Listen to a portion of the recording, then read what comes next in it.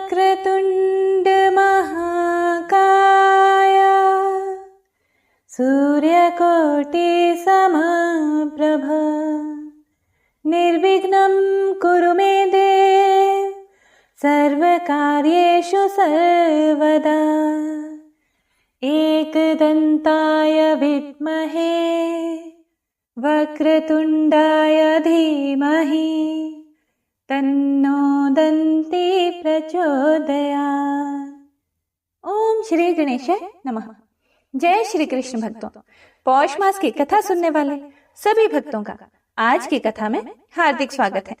गणपति महाराज की कृपा आप पर और आपके संपूर्ण परिवार पर हमेशा बनी रहे।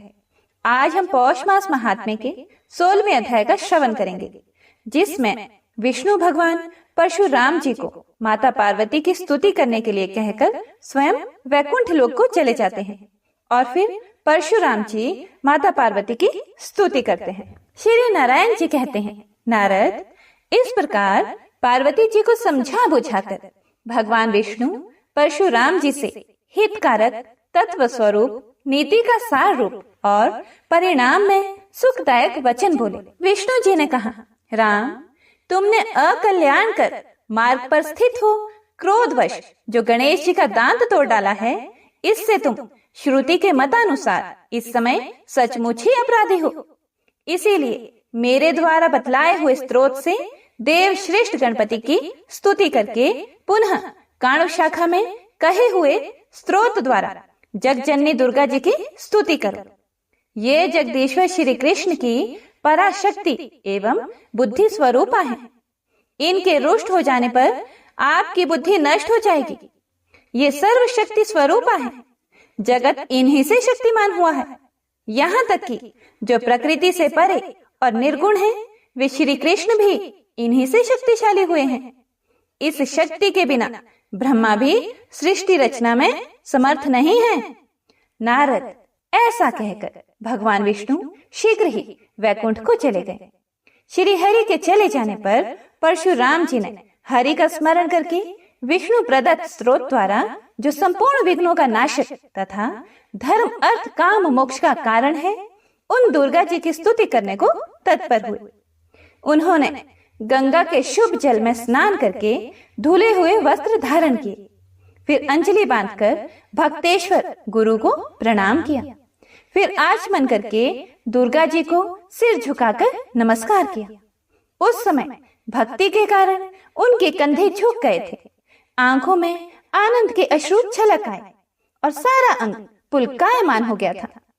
परशुराम जी ने कहा, प्राचीन काल की बात है, गोलोक में जब परिपूर्णतम श्री कृष्ण सृष्टि रचना के लिए तत्पर हुए, उस समय उनके शरीर से आपका प्राकट्य हुआ था।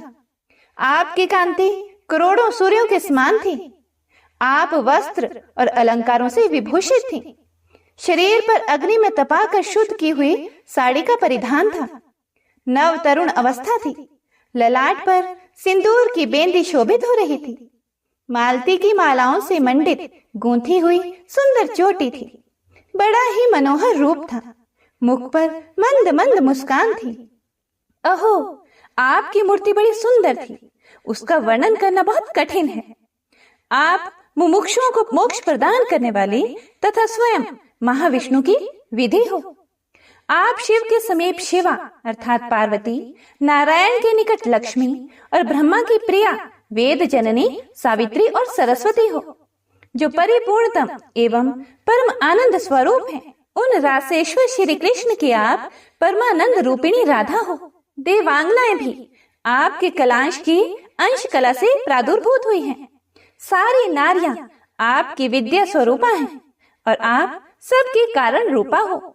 हे अंबिके, सूर्य की पत्नी छाया, चंद्रमा की भार्या सर्वमोहिनी रोहिणी, इंद्र की पत्नी शची, कामदेव की पत्नी ऐश्वर्यशालिनी रति, वरुण की पत्नी वरुणानी, वायु की प्राण प्रिया स्त्री, अग्नि की प्रिया स्वाहा, कुबेर की सुंदरी भार्या, यम की पत्नी सुशीला, नैऋत्य की जाया कैटभी, ईशान की पत्नी शशिकला, मनु की प्रिया शत्रुपा, कर्दम की भार्या देवहूति, वशिष्ठ की पत्नी अरुंधति, देव माता अदिति, अगस्त्य मुनि की प्रिया लोपामुद्रा, गौतम की पत्नी अहिल्या, सबकी आधार रूपा वसुंधरा, गंगा, तुलसी तथा भूतल की सारी श्रेष्ठ सरिताएं, ये सभी तथा इनके अतिरिक्त जो अन्य स्त्रियां हैं वे सभी आपकी कला से उत्पन्न हुई हैं। आप मनुष्यों के घर में गृह लक्ष्मी, राजाओं के भवनों में राजलक्ष्मी, तपस्वियों की तपस्या और ब्राह्मणों की गायत्री हो। आप सत्पुरुषों के लिए सत्व स्वरूप और दुष्टों के लिए कलह की अंकुर हो। निर्गुण की ज्योति और सगुण की शक्ति आप ही हो। आप सूर्य में प्रभा, अग्नि में दाहिका शक्ति, जल में शीतलता और चंद्रमा में शोभा हो। भूमि में गंध और आकाश में शब्द आपका ही रूप है। आप भूख, प्यास आदि तथा प्राणियों की समस्त शक्ति हो। संसार में सबकी उत्पत्ति के कारण सार रूपा स्मृति, मेधा, बुद्धि अथवा विद्वानों की ज्ञान शक्ति आप ही हो। श्री कृष्ण ने शिव जी को कृपा पूर्वक संपूर्ण ज्ञान की प्रस्विनी जो शुभ विद्या प्रदान की थी वह आप ही हो। उसी से शिव जी मृत्युंजय हुए हैं। ब्रह्मा, विष्णु और महेश की सृष्टि, पालन और संहार करने वाली जो त्रिविध शक्तियां हैं उनके रूप में आप ही विद्यमान हो। इसीलिए आपको बार बार नमस्कार है। जब मधु कैटभ के भय से डरकर ब्रह्मा कांप उठे थे, उस समय जिनकी स्तुति करके वे भय मुक्त हुए थे, उन देवी को मैं सिर झुकाकर प्रणाम करता हूँ। मधु कैटभ के युद्ध में जगत के रक्षक ये भगवान विष्णु जिन परमेश्वरी की स्तुति करके शक्तिमान हुए थे, उन दुर्गा को मैं नमस्कार करता हूँ। त्रिपुर के महायुद्ध में रथ सहित शिव जी के गिर जाने पर सभी देवताओं ने जिनकी स्तुति की थी, उन दुर्गा को मैं प्रणाम करता हूँ। जिनका स्तवन करके वृष रूपधारी विष्णु द्वारा उठाए गए स्वयं शंभु ने त्रिपुर का संहार किया था, उन दुर्गा को मैं अभिवादन करता हूँ। जिनकी आज्ञा से निरंतर वायु बहती है, सूर्य तपते हैं, इंद्र वर्षा करते हैं और अग्नि जलाती है, उन दुर्गा को मैं सिर झुकाता हूँ। जिनकी आज्ञा से काल सदा वेग पूर्वक चक्कर काटता रहता है और मृत्यु जीव समुदाय में विचरती रहती है, उन दुर्गा को मैं नमस्कार करता हूँ।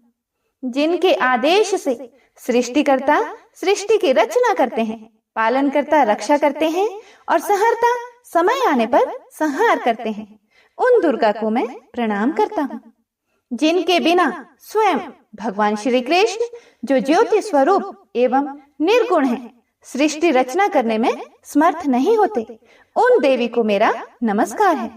हे जग जननी, रक्षा करो, रक्षा करो, मेरे अपराध को क्षमा कर दो। भला कहीं बच्चे के अपराध करने से माता कुपित होती है? इतना कहकर परशुराम उन्हें प्रणाम करके रोने लगे। तब दुर्गा अर्थात माता पार्वती प्रसन्न हो गई और शीघ्र ही उन्हें अभय का वरदान देती हुई बोली, हे वत्स, तुम अमर हो जाओ। बेटा, अब शांति धारण करो। शिव जी की कृपा से सदा सर्वत्र तुम्हारी विजय हो। भगवान श्री हरि सदा तुम पर प्रसन्न रहे। श्री कृष्ण में तथा कल्याणदाता गुरुदेव शिव में तुम्हारी सुदृढ़ भक्ति बनी रहे, क्योंकि जिसकी इष्ट देव तथा गुरु में शाश्वती भक्ति होती है, उस पर यदि सभी देवता कुपित भी हो जाएं, तो भी उसे मार नहीं सकते। तुम तो श्री कृष्ण के भक्त और शंकर के शिष्य हो तथा मुझ गुरु पत्नी की स्तुति कर रहे हो, इसीलिए किसकी शक्ति है जो तुम्हें मार सके? अहो, जो अन्य अन्य देवताओं के भक्त हैं अथवा उनकी भक्ति न करके निरंकुश ही हैं, परंतु श्री कृष्ण के भक्त हैं तो उनका कहीं भी अमंगल नहीं होता। हे भार्गव, भला जिन भाग्यवानों पर बलवान चंद्रमा प्रसन्न है, तो दुर्बल तारागण रुष्ट होकर उनका क्या बिगाड़ सकते हैं? सभा में महान आत्मबल से संपन्न सुखी नरेश जिस पर संतुष्ट है, उसका दुर्बल भृत्य वर्ग कुपित होकर क्या कर लेगा? ऐसा कहकर पार्वती हर्षित होकर परशुराम जी को शुभ आशीर्वाद देकर अंतःपुर में चली गई। तब तुरंत हरि नाम का घोष गूंज उठा। जो मनुष्य इस कर्ण शाखोक्त स्त्रोत का पूजा के समय, यात्रा के अवसर पर अथवा प्रातःकाल पाठ करता है, वह अवश्य ही अपनी अभीष्ट वस्तु प्राप्त कर लेता है। इसके पाठ से पुत्र चाहने वाले को पुत्र, कन्या चाहने वाले को कन्या, विद्यार्थी को विद्या, प्रजार्थी को प्रजा, राज्य भ्रष्ट को राज्य और धनहीन को धन की प्राप्ति होती है। जिस पर गुरु, देवता, राजा अथवा बंधु बांधव क्रुद्ध हो गए हों, उनके लिए ये सभी इस स्त्रोत राज की कृपा से प्रसन्न होकर वरदाता हो जाते हैं।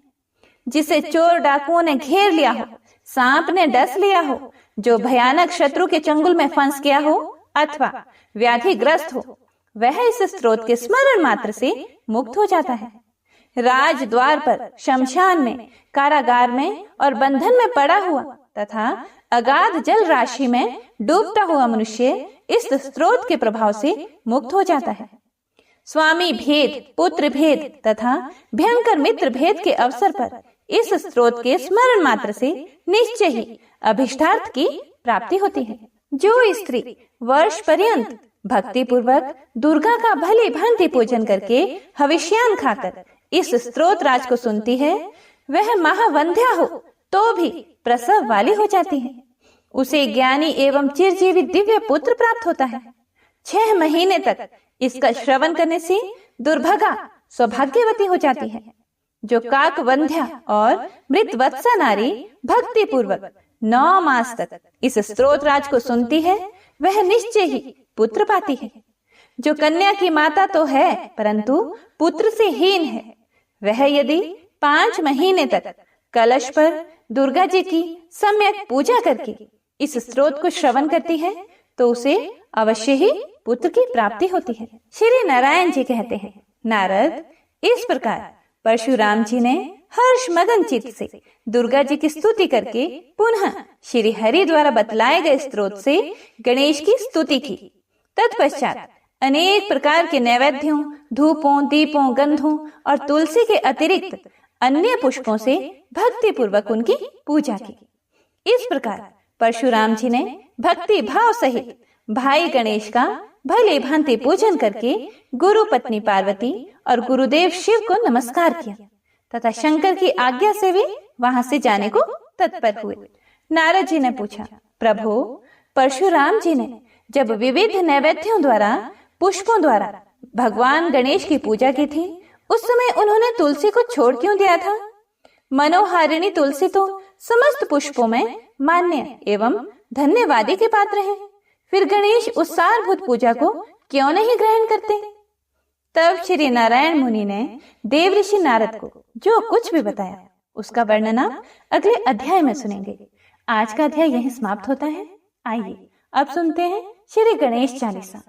जय गणपति सद्गुण सदन, कविवर बदन कृपाल, विघ्न हरण मंगल करण, जय जय गिरिजालाल, जय जय गिरिजालाल, जय जय गिरिजालाल। जय जय जय गणपति गणराजो, मंगल भरण करण शुभ काजो, जय गज बदन सदन सुखदाता, विश्व विनायक बुद्धि विधाता, वक्रतुंड शुच शुंड सुहावन, तिलक त्रिपुंड भाल मन भावन, राजित मणि मुक्त नूर माला, स्वर्ण मुकुट शिर नयन विशाला, पुस्तक पाणि कुठार त्रिशूलम, मोदक भोग सुगंधित फूलम, सुंदर पीतांबर तन साजित, चरण पादुका मुनि मन राजित, धन शिव सुवन षडानन भ्राता, गौरी ललन विश्व विधाता, रिद्धि सिद्धि तव चवर सुधारे, मूषक वाहन सोहत द्वारे, कहूँ जन्म शुभ कथा तुम्हारी, अति शुचि पावन मंगलकारी। एक समय गिरिराज कुमारी, पुत्र हेतु तप किन्हो भारे। भयो यज्ञ जब पूर्ण अनुपा, तब पहुँच्यो तुम धरि द्विज रूपा। अतिथि जानी कई गौरी सुखारी, बहुविधि सेवा करे तुम्हारी। अति प्रसन्न हवै वर दिन्हा, मातु पुत्र हित जो तप किन्हा। मिलहि पुत्र तुहि बुद्धि विशाला, बिना गर्भ धारण यही काला। गणनायक गुण ज्ञान निधाना, पूजित प्रथम रूप भगवाना। अस कहि अंतर्धान रूप वही, पलना पर बालक स्वरूप वही। बनी शिशु रुदन जब ही तुम ठाना, लखी मुख सुख नहीं गौरी समाना। सकल मगन सुख मंगल गावही, नभते सूरन सुमन वर्षावही। शंभु माँ बहुदान लुटावही, सुर मुनि जन सुत देखन आवही। लखियति आनंद मंगल साजा, देखन भी आए शनि राजा। निज अवगुण गुणी शनि मन माही, बालक देखन चाहत नाही। गिरजा कछु मन भेद बढ़ायो, उत्सव मोर न शनि तुहि भायो। कहन लगे शनि मन सकुचाई, का करिहउ शिशु मोहि दिखाई। नहीं विश्वास उमा और भयउ, शनि सो बालक देखन कहयो। पड़तहि शनि दृग कोण प्रकाशा, बालक सिर उड़ गयो आकाशा। गिरजा गिरी विकल वही धरणी, सो दुख दशा गयो नहीं वर्णी। हाहाकार मचयो कैलाशा, शनि किन्ह्यो लखि सुत का नाशा। तुरत गरुड़ चढ़ी विष्णु सिधाए, काटि चक्र सो कच शिर लाए। बालक के धड़ ऊपर धार्यो, प्राण मंत्र पढ़ी शंकर डार्यो। नाम गणेश शंभु तब कीन्हे, प्रथम पूज्य बुद्धि निधि वर दीन्हे। बुद्धि परीक्षा जब शिव किन्हा, पृथ्वी कर प्रदक्षिणा लेन्हा। चले षडानन भरमि भुलाए, रचे बैठ तुम बुद्धि उपाय। चरण मातु पितु के धर लिन्हे, तिनके साथ प्रदक्षिण किन्हे। धनी गणेश कहि शिव ही हर्षे, नभते सुरन सुमन बहु बरसे। तुम्हारी महिमा बुद्धि बढ़ाई, शेष सहस मुख सकै न गाई। मैं मतिहीन मलिन दुखारी, करहूँ कौन विधि विनय तुम्हारी। भजत राम सुंदर प्रभु दासा, जग प्रयाग ककरा दुर्वासा। अब प्रभु दया दीन पर कीजे, अपनी भक्ति शक्ति कछु दीजे। श्री गणेश यह चालीसा, पाठ करे धर ध्यान। नित नव मंगल गृह बसे, लहे जगत सन्मान।